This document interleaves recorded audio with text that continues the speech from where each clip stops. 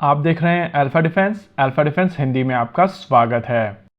आज के इस वीडियो में हम लोग बात करने वाले हैं भारतीय वायुसेना के लिए खरीदी जाने वाली S-400 ट्रायम्फ के बारे में।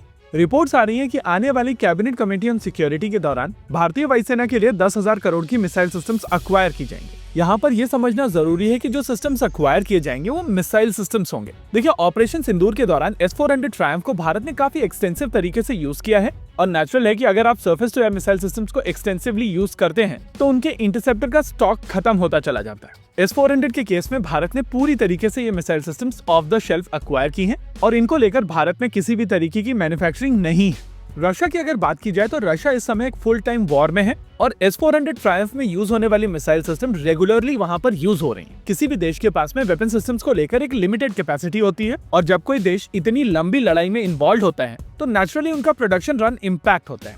प्रोडक्शन रन के इम्पैक्ट के पीछे दो कारण होते हैं। एक तो उनका डोमेस्टिक कंजम्पशन, क्योंकि उनकी खुद की वॉर उनकी नंबर 1 प्रायोरिटी है। दूसरी चीज, नए इंफ्रास्ट्रक्चर को लेकर रशिया काफी हद तक वेस्ट के ऊपर डिपेंडेंट था और अगर उनको अपनी प्रोडक्शन कैपेसिटी बढ़ानी है तो उनको नई मशीनरीज लानी पड़ेंगी और इन सभी चीजों के चलते उनका प्रोडक्शन रन लिमिटेड है।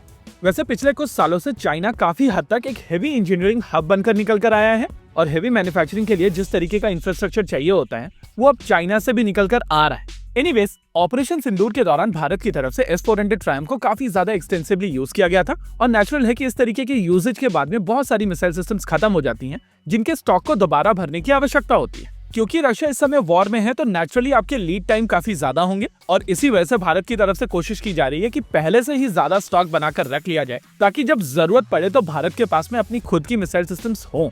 बहुत ज्यादा शॉर्ट नोटिस पर रशिया से मिसाइल सिस्टम्स मिलना मुश्किल है और इसी वजह से पर्सनली मैं रेकमेंड करूंगा कि अगर यहाँ पर अपॉर्चुनिटी बनती है तो भारत को इन मिसाइल सिस्टम की लोकल मैन्युफैक्चरिंग के बारे में कुछ बातचीत करनी चाहिए। देखिए, वैसे तो ये लोकल मैन्युफैक्चरिंग मुश्किल है क्योंकि जब भारत ने S-400 ट्रायम्फ अक्वायर किया था तो हर तरीके के ऑफसेट को हटाया गया था। किसी भी तरीके की टेक्नोलॉजी ट्रांसफर को नेगोशिएशन में नहीं रखा गया था क्योंकि आइडिया था कि जल्द से जल्द इन मिसाइल सिस्टम्स को अक्वायर करना है और इन स्क्वाड्रन्स को ऑपरेशनल करना है। ऑपरेशन सिंदूर में इस मिसाइल सिस्टम की परफॉर्मेंस को देखने के बाद में ये चीज साफ हो जाती है कि भारतीय वायुसेना इस मिसाइल सिस्टम के फेवर में इतना ज्यादा क्यों थी और जिस तरीके से इस long range surface to air missile system का प्रयोग करते हुए भारत ने पाकिस्तान के अंदर 300 किलोमीटर की दूरी पर एक साब एयरआई या दासो फाल्कन को मारकर गिराया है, वो साफ इंडिकेट करता है कि इस surface to air missile system की क्षमता क्या है। और ये चीज हम सब जानते हैं कि 5 से 7 फाइटर जेट भी इसी surface to air missile system का प्रयोग करते हुए भारत ने मारकर गिराए।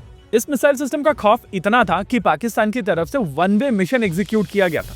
2 JF-17 थंडर्स का प्रयोग करते हुए पाकिस्तान ने भारत के S-400 ट्रायम्फ को टारगेट करने की कोशिश की थी, लेकिन भारत ने ना ही इस केस में अपने S-400 ट्रायम्फ को वहां से हटा लिया था बल्कि उनके JF-17 थंडर्स को हवा में मारकर गिरा भी दिया था। अगर इस surface to air missile system के इंडिजिनस काउंटर पार्ट की बात की जाए तो प्रोजेक्ट कुशा के तहत बनाई जाने वाली surface to air missile system अभी अपने इनिशियल स्टेजेस में है और अभी तक इसकी पहली मिसाइल सिस्टम भी फायर नहीं हुई।